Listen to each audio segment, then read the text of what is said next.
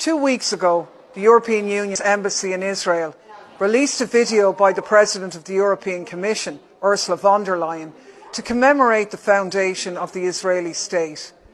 Nearly every single thing she said in it was a lie.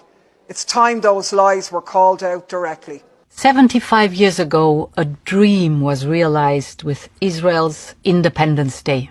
Between 1947 and 1949, 3/4 of all Palestinians living in historic Palestine were systematically uprooted and violently expelled from their homes and villages by Zionist militias.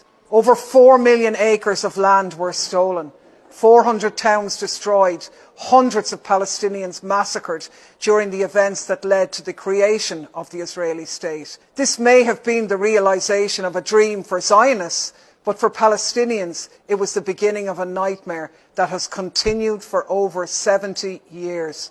The invasion and destruction of their homeland and their transformation into a colonized people.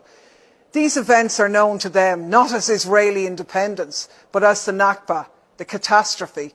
Describing the Nakba as a dream is a provocation, a deliberate and cruel insult to millions of Palestinians all over the world. It is unacceptable and must be condemned. After the greatest tragedy in human history, the Jewish people could finally build a home in the Promised Land. German politicians are the leading Zionists in Europe today. From right to left, Germany's political class back Israel through thick and thin. In return, the Israeli state is expected to help the German establishment to leave its Holocaust guilt in the past. But the Holocaust can't be shrugged off like this, and Israel's crimes against Palestinians cannot and will not be ignored. 75 years of dynamism, ingenuity, and groundbreaking innovations. You have literally made the desert bloom. Israel did not make the desert bloom. The very phrase "make the desert bloom" is an infamous Zionist lie, which denies the prior existence of Palestinians in their own homeland.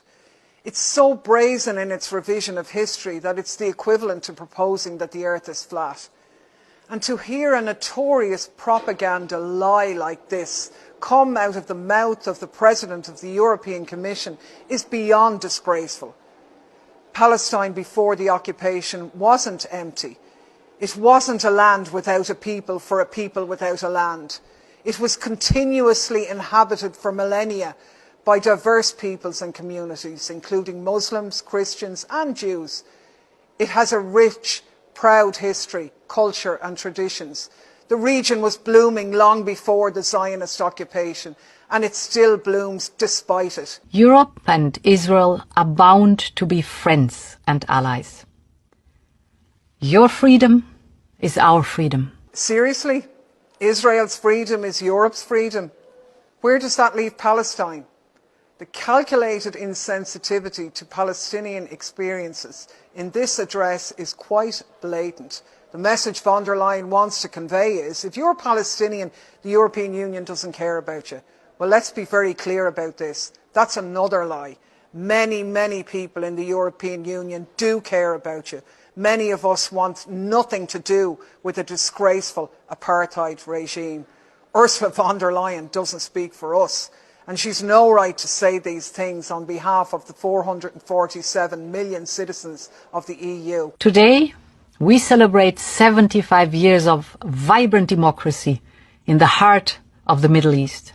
From the brutal attacks against worshippers at Al-Aqsa Mosque, to the settler violence against Palestinian communities, to the assassination of Palestinian journalists, to IDF murders in the streets, to attacks on the funeral processions of Palestinians shot dead by the IDF, to the shock and awe airstrikes on densely populated Gaza, to the most extreme right-wing government in Israeli history tearing up the independence of the Supreme Court, the image of Israel as a democracy is crumbling before the eyes of the world. Von der Leyen describing Israel as a vibrant democracy now, at this moment, is protesting too much.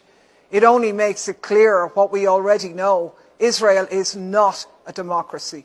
4.5 million Palestinians living under Israeli occupation don't have a vote. Even Palestinians who are Israeli citizens are subject to a qualified set of rights because they are Palestinians. This isn't democracy. This is apartheid.